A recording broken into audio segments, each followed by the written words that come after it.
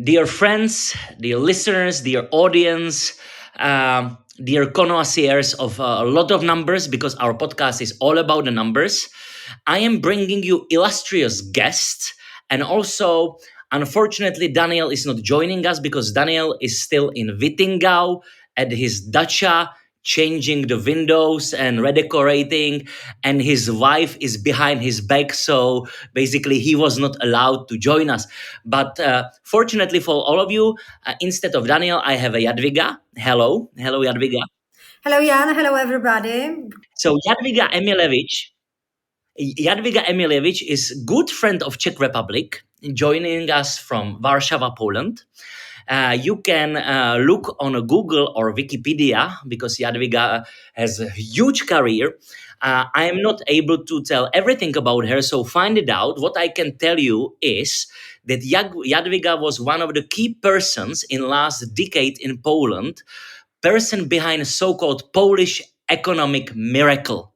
Jadwiga was deputy minister, then deputy prime minister, and everything what she done last decade was about Polish economy, Polish startup, Polish digital ecosystem, and also she done a lot for Ukraine. So great having you, Jadwiga.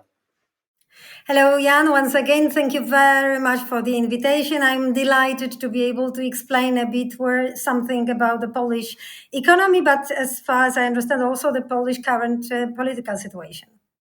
So let's start about economy. Uh, Polish economic miracle is not something new. Poland, after of course quite volatile macro after 2008 economic crisis, sometime 2012, 13, 15, 16, Poland started emerging in case of FDI, quite smart use of capex heavy investments, ports, highways, even airports. Now when we look on the numbers before COVID, throughout COVID, and especially now, Poland is one of the economic tigers of Europe. It's often described as post-communist success story. Yes, we in the Czech Republic, we got lucky that we were rich already in the 90s. In Poland, situation was different.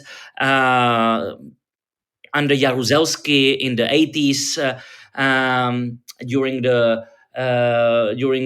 the martial law, Poland economically was pretty down, and even in the 90s it was not super successful. So in the 90s, Czech Republic was I don't know, 50-60% average GDP of European Union. Poland was much lower. Yes, we got our growth as well in Czech Republic, but Poland is jumping twice faster, two times faster than Czech Republic. So, what do you see as the key pillars of this Poland economic growth over the last 15 years?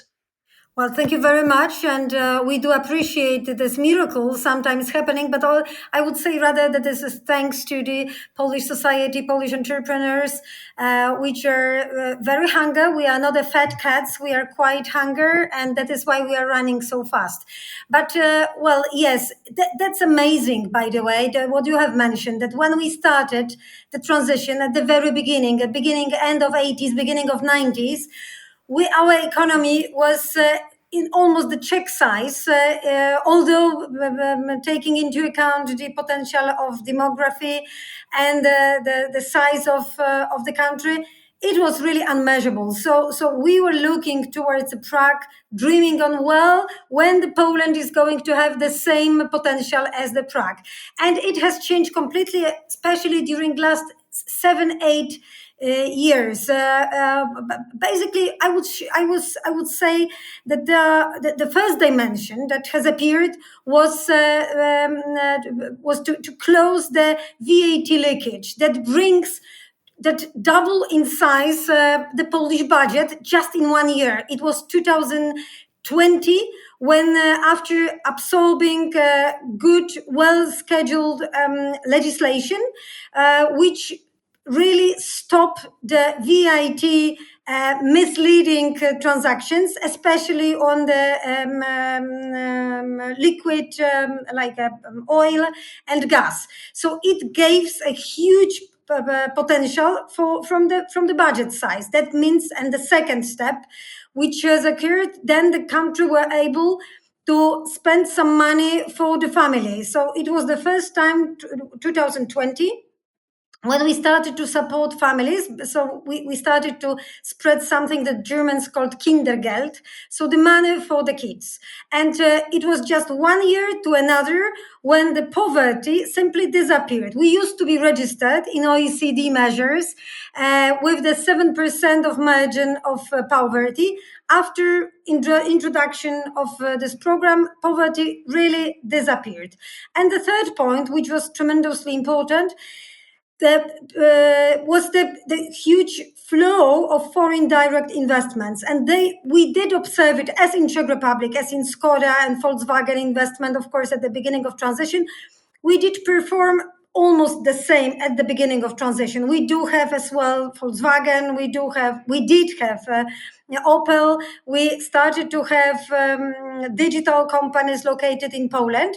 But for a long period, it was like, the most simply constructions that has been done in Poland. Whereas last 7-8 years, so those big companies recognize that still the wages in Poland are less high than in Germany, in States, in French Republic, and the quality of IT engineers is super fantastic. It's absolutely outstanding.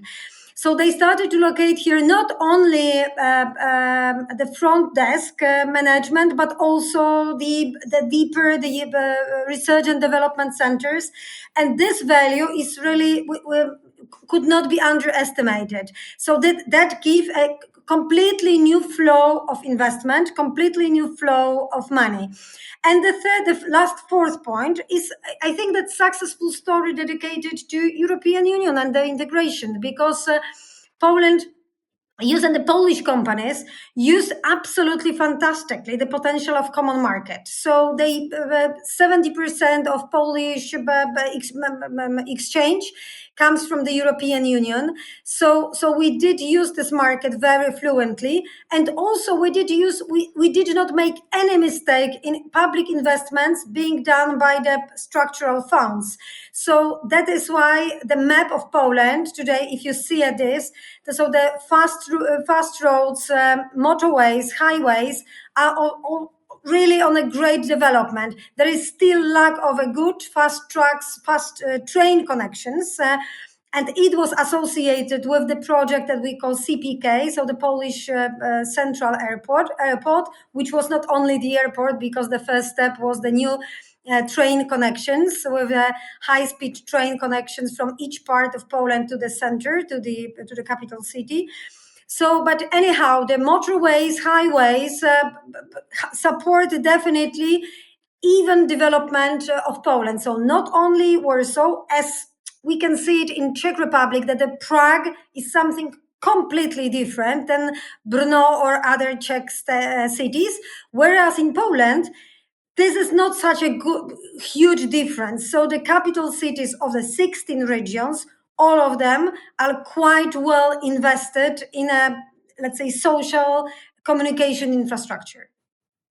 You mentioned this heavy part, this capex heavy investments, but there is also a very light part, and you were responsible for this as a government official, as a politician. This is Polish digital economy, which is also quite a miracle. In Czech Republic, we again from the 80s we were quite successful in I would call it applied IT. Yeah, not much front facing services. We don't have Amazons in Czech Republic. You have them in case of Allegro, very successfully. You have them in case of InPost. In Czech Republic, it's more backend IT. In your case, your companies are really marching to the world. So, what happened, and what was the recipe for this? Well, it was when I was in power, when I was the minister responsible for economy, I started a program Start in Poland. Yeah, so it was the program dedicated to startups and technology-oriented companies. But it was so we decided to mobilize some public funds located in the Polish Development Fund, which is a passive investor with the state ownership.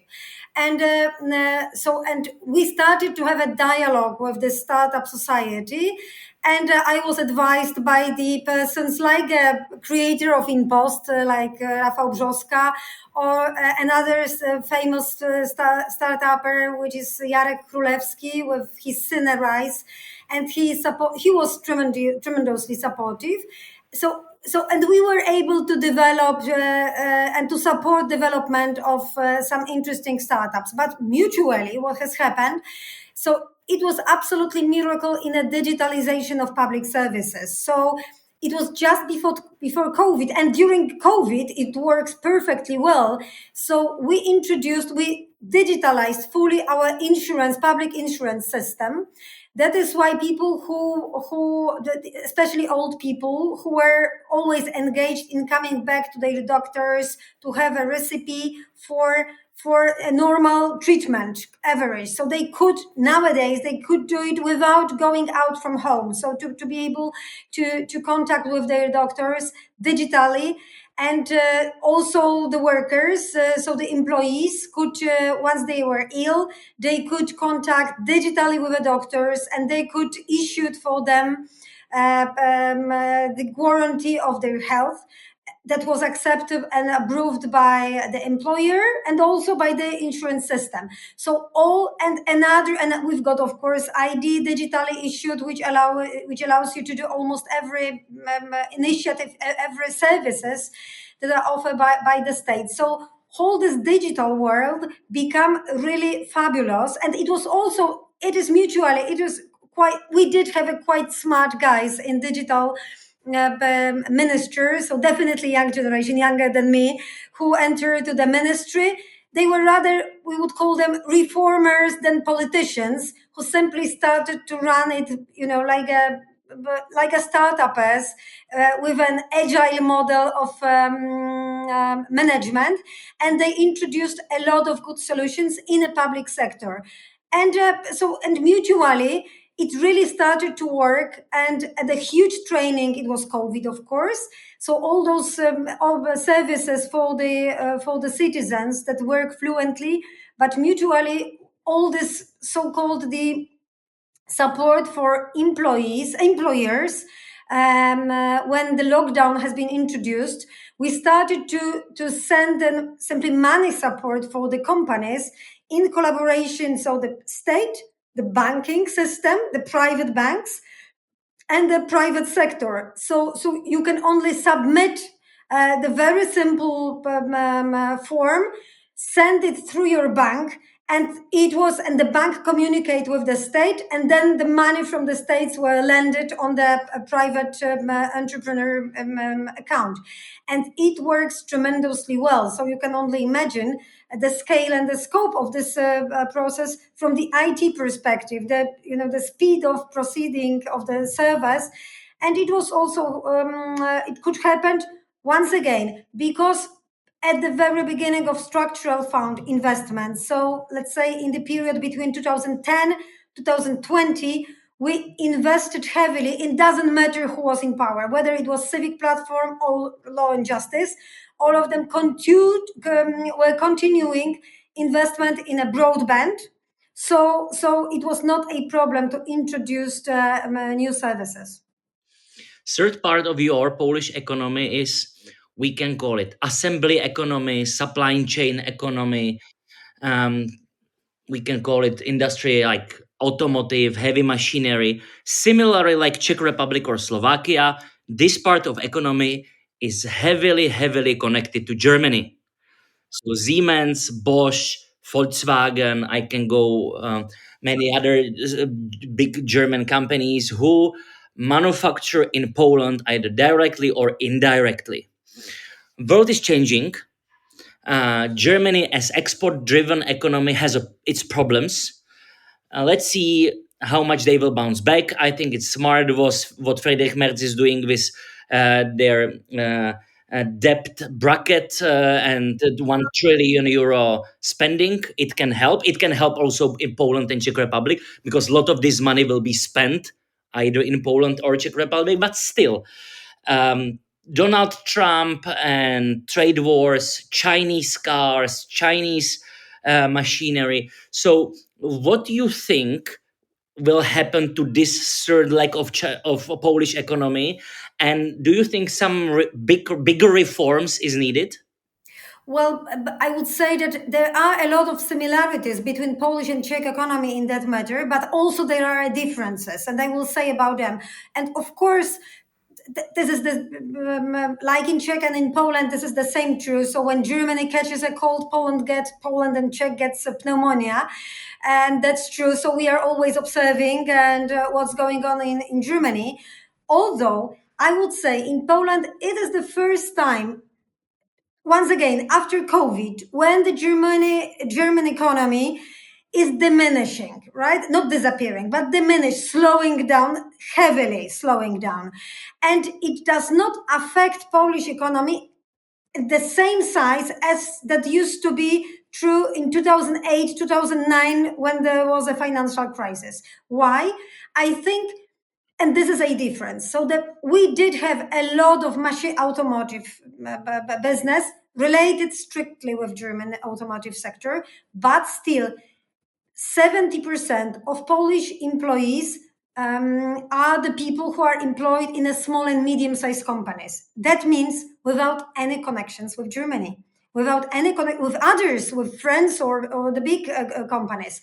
So the Polish economy, we were complaining about that. So I mean, the economists in Poland since 1989, all of us were complaining that, well, we don't have a big brand, global brand. So it is disadvantage of Polish economy. Whereas you Czechs, you've got your Skoda all the time, and it means something. Whereas it is very difficult to find out one name that could brings your mind to Poland.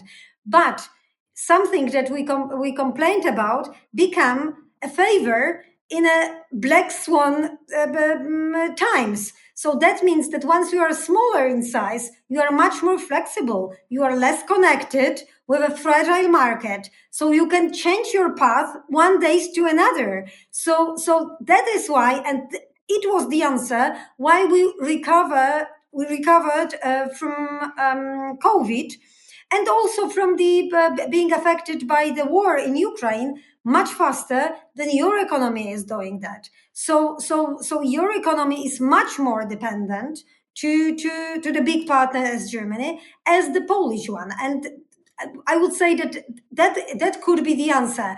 And that is why those Polish companies, quite like we mentioned InPost, we mentioned Allegro, which used to be the Polish, and now the main ownership is in a American investment fund. But also the let's say the 4F, also present on the Czech market, which is the sport clothes producer, is very active, is going to the market, and the first market being chosen by those owners are the Central European market, so the Maspex, which produce Kubush and which bought also your famous juice producer, I don't remember the name. There are Polish brands who started to slowly develop from the beginning of 90s on our domestic market, and 40 million market is something, yes, it matters, and then started to develop on the Central European market with, I think, with a good partnership with those markets. So this is the answer why this economy, the Polish economy, is performing a bit better than the Czech or other our neighbors in the region. So you just described, let's, like, past development and status quo, but still, let's say you are now from tomorrow back in power, you are deputy prime minister for economy. What reforms, what medicine you would give to Polish economy? How to go to the future? the first point, it is energy. This is an elephant in the room. So everyone knows that this is important, and nobody, literally nobody, and definitely nobody seriously, not as a public statement, is dealing with that issue in a realistic. We are having the most expensive energy for the business, not for the citizens, but for the business. So, and it is going to be unbearable for all those industries we mentioned before. So all these digital centers, for instance, they need massive amount of energy, which should have a competitive price, and the price is definitely uncompetitive. So this is important both from the economy side, but also from the security side. So we need to speed up definitely investment, and of course the nuclear. So this is a shared agreement between parties that we need to invest in nuclear, but nuclear means 2035, which is very optimistic. I doubt if it is possible to achieve in 2025. So we need to heavily invest in a temporary settled the gas power plants, because without that we are not going to stabilize the market. So this is not the issue. Renewable, yes, of course we need to have them, but we need to reinvest in a gas. So I would say energy, people energy. So we need to speed up absolutely in that matter. We need to create some new interconnectors, and that is the potential for the collaboration in the region. I can see the potential of exchange in energy. You would have definitely your new nuclear power plant is going to be created earlier than our. So this is a potential for exchange regionally. So the energy probably in a different model. So I would not hang on those big four in state-owned energy producers. I would open the window much more to the private sector, but also to let the grid invested not only in grid but also in those new plants, because otherwise this golden epoch in the Polish economy would disappear sooner than we can imagine. What we just play this game of that you will become again deputy prime minister from tomorrow, it's connected to Polish political scene. You are integral part of it, and this political scene is pretty binary, unlike Czech Republic. In Czech Republic we have quite wide landscape of political parties left and right. Of course we have two sort of the bigger groupings. One is Andrej Babiš and his ANO on the center left, and then we have a current prime minister Peter Fiala on center right. In Poland, the division is much sharper. These cleavages, if we use this political science term, it's really black and white. Tusk, Kaczynski, Platforma, PiS, cities, countryside, liberals, conservatives. I can go on. I can say Brussels, United States. The focus. So if you can explain this polarization, which is not something new, this is for, I can even say, decades. And is this polarization getting worse? And what can be done to bridge this gap, if anything? Well, I would say that this polarization is not something unique. I would say that maybe in the situation in Czech is slightly different, but if you see the Germany or France or even Italy, we are highly polarized in Europe, in Western Europe, and there is something in the air. I feel that there is a huge redefinition of the values and of the how democracy is going to perform in the next decade is going on. So Poland is nothing unique. I would say that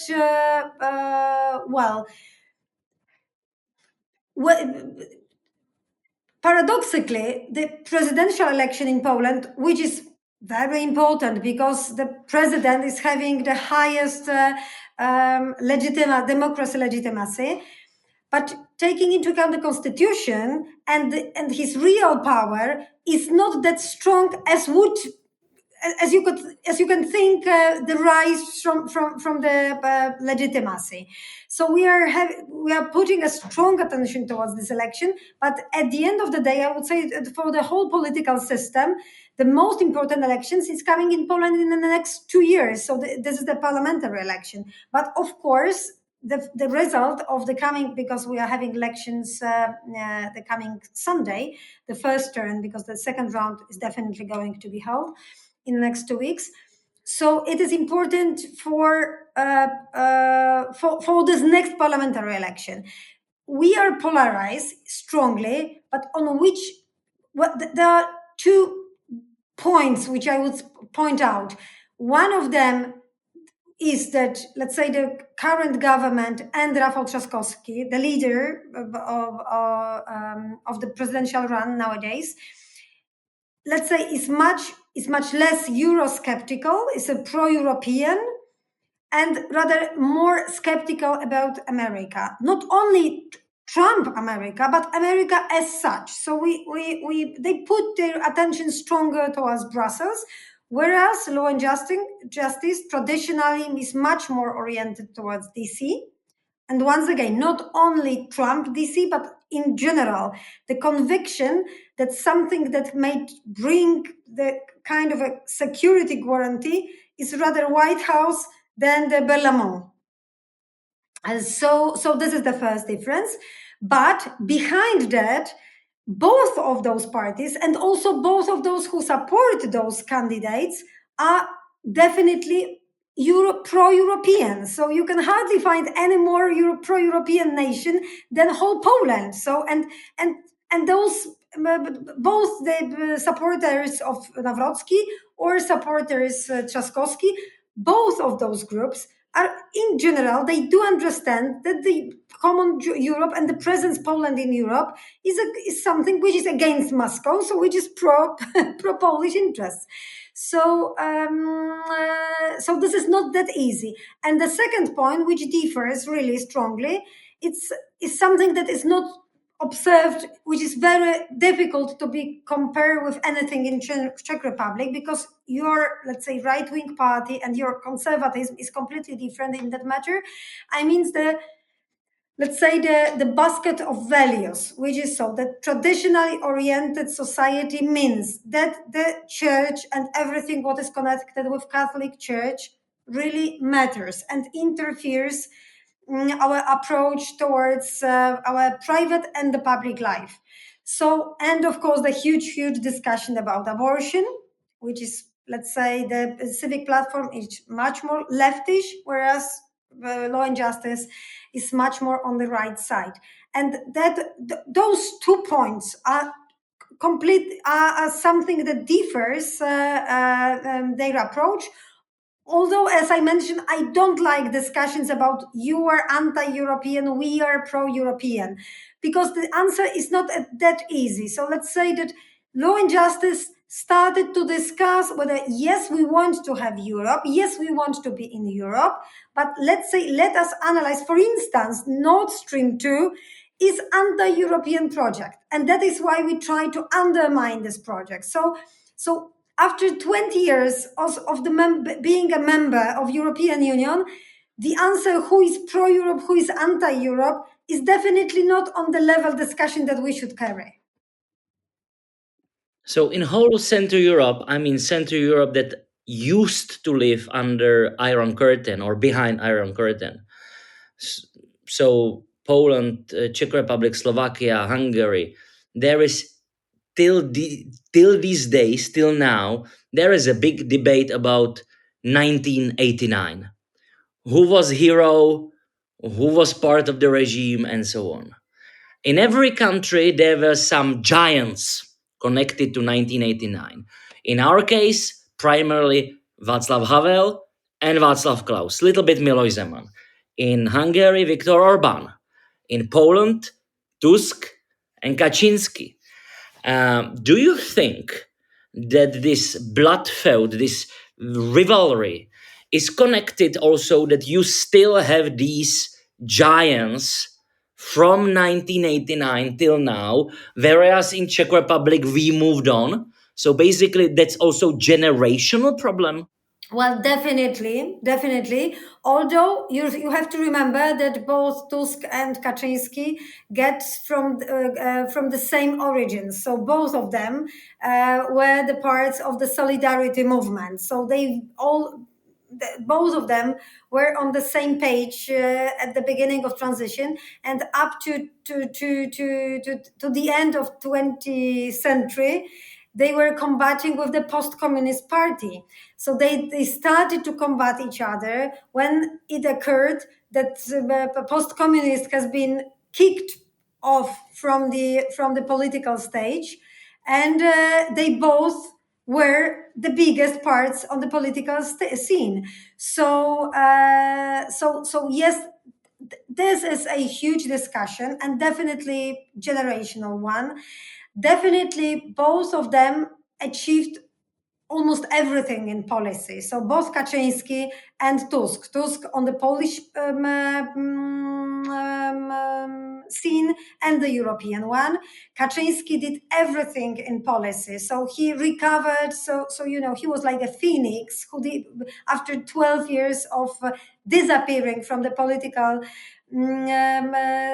stage, come back with the huge triumph as a prime minister, his twin brother, the president. So they both are really giants on the political scene, definitely. But, well, we are complaining. So the people in my generation and younger, so that why the hell those two people are defining the political divisions? So whereas we are in a completely different position, but, well, as you know, the power, you are not at any time in history, you are not being granted with power. You need to fight for power. And they are doing that because any of those politicians from the younger generation were not able simply to take the power out of them. And that is why they are so strong in their party entities. Still, nobody can stop a time. You already got quite young prime minister, Mateusz Morawiecki. You got very young president. Duda started, his top job when he was just a little bit older than 40. Now he's not even 55 after a decade in presidential palace. And now, fight between Nawrocki and Trzaskowski. They are not old men. So whoever will win presidential palace in 2 weeks after second Trump, do you think that country is shifting to young generation? So basically, you will be liberated from this old fight, 1989. Well, once again, coming to those old giants, it is also amazing that it was both of them decisions. For Kaczynski, it was his decision to propose PM position for Morawiecki, representing completely different generation, but also completely different tradition that he came from. So he was clever enough to say that this young generation should be represented. I should listen to them. And once again, also it was the same true with Andrzej Duda, decade ago. And once again, anyone, whether it is Trzaskowski or Nawrocki, by the way, is 1 decade younger than Trzaskowski, which sometimes people forget about. But anyway, both of them are definitely younger than Donald Trump or the average age in the American politics. But still, this is not only the question of the people being selected for the presidential palace in Poland, but the question who is defining the divisions, who is defining the program for the election. And by now, and I believe it is also true for the next parliamentary elections, if both of them, I mean Tusk and Kaczynski, are in a good, healthy condition, both of them are going to play the critical role for those next election. Maybe after then, maybe during this term, this new generation is going to play much higher. I believe because counting for the nowadays results of the polls, probably the next parliamentary election is going to, if anything, if any black swan, should be win by the right wing parties. I mean, the Law and Justice and the much far right Confederation. Uh, both of, I can hardly imagine, let's say, this old generation politicians playing a main role in the next government. So I would say that this change of generation is going to be smooth rather than the revolutionary. Last question about the Polish politics. So in Czech Republic, people vote with their wallets. So if we now look, we are also before big elections. In autumn, we will have a general parliament elections. And if you look to the polls, what matters to the people, so big majority of people really vote with their wallet. Then second chunk, and this is like really, so wallet is like 60%, then 20%, let's call it values, and we can call them cultural wars, we can call them conservatives and versus liberals, etc. And then last piece is connected, similar to Poland, security, international, of course, Russia, Europe, and so the positioning of the country. But still 60% is money. How is it in Poland? Completely different. I was always, every single election since 1989, in Poland, people vote with their hearts. So doesn't matter. So that is why it is. There were a lot of trials. There are a lot of small sizes parties dedicated to entrepreneurs. So let us create the entrepreneur party. It was also something that was close to my former leader party mind, Jarosław Gowin. We created actually the small ally party to Law and Justice, which was called the Agreement, Porozumienie. And the whole program was dedicated to small and medium-sized companies because we want to be representative of the entrepreneurs.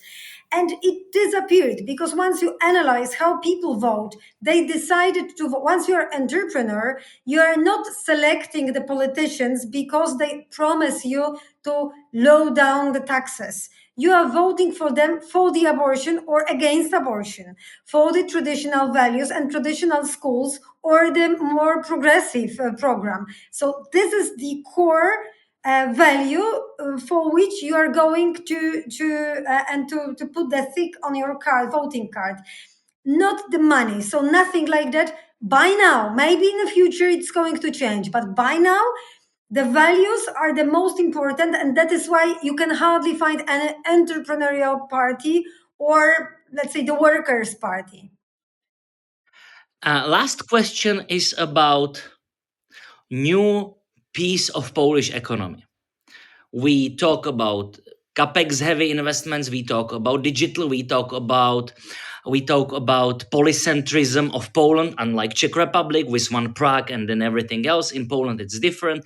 We talked also about this assembly economy, which is less visible in Poland these days than in Czech Republic. But there is a final piece, and we call it Ukraine. Ukraine is new piece of Polish economy. Defense, huge defense spending, not only buying weapons, but also manufacturing in Poland. A lot of big American investors, especially big funds, Advent, BlackRock, Blackstone, I can go on, Marcello Claure Group, they are in Poland not only because Poland itself, but because it's a gateway to Ukraine. And everybody talks about reconstruction of Ukraine. And it was part of your job. You were minister for Ukraine. So if you can, it's a two-part question. First, of course, political. What do you think? How conflict will develop now? The guys, we are recording on Thursday, 15th of May. So delegations are meeting in Turkey today under auspices of President Erdogan. So how you think that conflict will develop further? But then impact on Poland and Polish economy and how Poland will play a role in the reconstruction of Ukraine? Well, thank you for this question. Of course, this is very close to my mind and to my heart as someone who represented Polish government in economy relationship with Ukraine. And I would say that this is a missed opportunity for Poland. And why? Many times I talked to your minister, Tomasz Pojar, and I was really, I estimate highly what he did and he managed as the minister, and what's your economy started to do from the very beginning of the war. I mean, the whole investment in defense sector and how you were able to develop in your defense sector, and also what you can offer to Ukraine from that sector. We were not able, we are transforming this sector very, very slowly, and government by government, which is supervising the biggest defense company, which is in a state hands. This is PGZ, Polish armament group. Well, which is like a very, very heavy, old-fashioned car, right? So this is something that we did not used to do fluently, but investment in Ukraine, we started by some tools that we developed as the first in Europe. We started to offer the special insurances for the companies who started to invest who want to invest in Ukraine, although being covered by the war operation. So we did it by the Corporation of Export Insurances, let's say the Polish Hermes. And so we did it as the first, before the France, before the Germany. And the first €1 billion insured, we registered after 1 year operation. So this is definitely something. But thinking seriously, so I would say that Poland would have beneficiary of the recovery of Ukraine because we are very close. We are having the longest border, so the whole logistics center for everything, for everyone who is going to invest in Ukraine, would be located in Poland. But logistics center, this is not it could be interested in 1989, but not in 2025. So that's good, but this is not good enough. And I doubt that, once again, this Polish, we don't have enough private capital on that size as for instance your private investors, which are tripled in size comparing with the most expensive, most wealthy Polish business. So because you need a lot of money simply to play a significant role on the Ukrainian market. So we can hang on only on the European money, World Bank money, or whatever, which always, so the Central European countries were not the first in the row having the opportunity to use those money. So I would say, yes, there is more than 600 companies in Ukraine. They are performing all the time, although there is a war operated, which is not very easy because of corruption, say it openly, which are waiting for the public money simply for the beginning of the investment. And I doubt that the Polish budget is ready to offer them a significant amount of money. And second part of the question, what do you think that will happen to the conflict? What is the prediction? I'm sorry, I didn't catch you. Yeah, so basically, there is some negotiation. I don't think not anything will happen, but still, you as an expert, you've been in Ukraine many times, and you run collaboration with Ukraine government and President Zelensky administration. So basically, what do you think will happen in next few weeks and months? Yeah, well, so it's sorry to say, but I doubt that we can observe that the peace is going to be introduced soon. So because the expectations from both sides are completely different. So even today, Zelensky and his people simply are not ready to say, Kremlin, Crimean part of Ukraine is not going. We are ready to say it is Russian piece part. I doubt. Russian, Putin. Why could you give me just one Russia?